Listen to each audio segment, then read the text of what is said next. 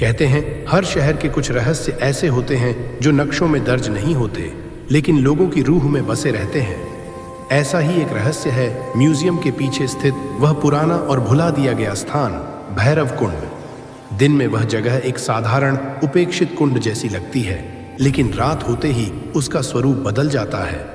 स्थानीय लोग आज भी उस स्थान का नाम लेने से कतराते हैं। उनका मानना है कि वह कोई साधारण जलकुंड नहीं, बल्कि काल भैरव का द्वार है, एक ऐसा द्वार जहां से समय, मृत्यु और सत्य एक साथ झांकते हैं। कई वर्षों से यह कहा जाता रहा है कि उस कुंड के पास आज भी अघोरी साधनाएं होती हैं। साधारण लोग तो सूर्यास्त के बाद उधर का रुख भी नहीं करते। बुजुर्ग कहते हैं कि वहां रात में जाना स्वयं अपने जीवन को चुनौती देना है, क्योंकि जो वहां गया वह या तो पूरी तरह बदल गया या फिर कभी लौटा ही नहीं। आज से कई साल पहले एक अघोरी साधक ने उस निषिद्ध स्थान पर कदम रखा था। उसका नाम था भस्मानंद। वह कोई साधारण अघोरी नहीं था।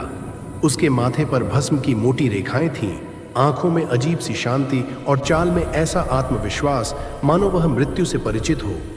लेकिन बाकी अघोरियों की तरह वह शक्ति, सिद्धि या चमत्कार नहीं चाहता था। भस्मानंद का लक्ष्य अलग था। वह जानना चाहता था एक ऐसा प्रश्न जिसे जानने की हिम्मत शायद ही कोई करता हो। डर का जन्म स्थान कहाँ है? डर आखिर पैदा कहाँ होता है? मन में, आत्मा में, या फिर समय के किसी ऐसे कोने में जहां मानव कभी नहीं पहुंच सकता? इसी प्रश्न का उत्तर खोजते हुए अमावस्या की एक घोर अंधेरी रात वह भैरव कुंड पहुंचा। रात गहरी थी।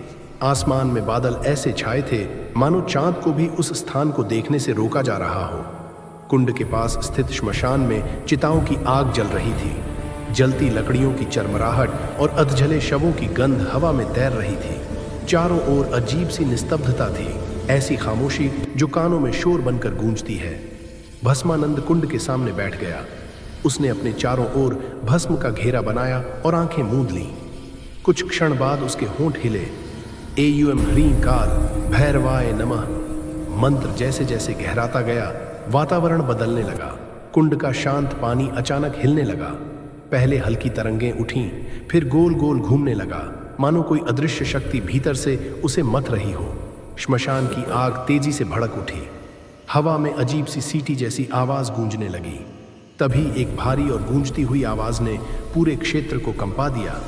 अघोरी, तू यहां डर से मुक्त होने आया है या डर को जानने? यह आवाज किसी एक दिशा से नहीं आ रही थी। वह हर ओर थी, ऊपर, नीचे, भीतर। किसी साधारण इंसान के लिए यह क्षण ही पर्याप्त था पागल हो जाने के लिए। लेकिन भस्मानंद का चेहरा शांत रहा। न डर न घबराहट। उसने आंखें खोलीं और कुंड की ओर देखते हुए बोला, जो सत्य है वही स्वीकार है, चाहे वह भय हो या विनाश। कुछ पल के लिए सब कुछ थम गया।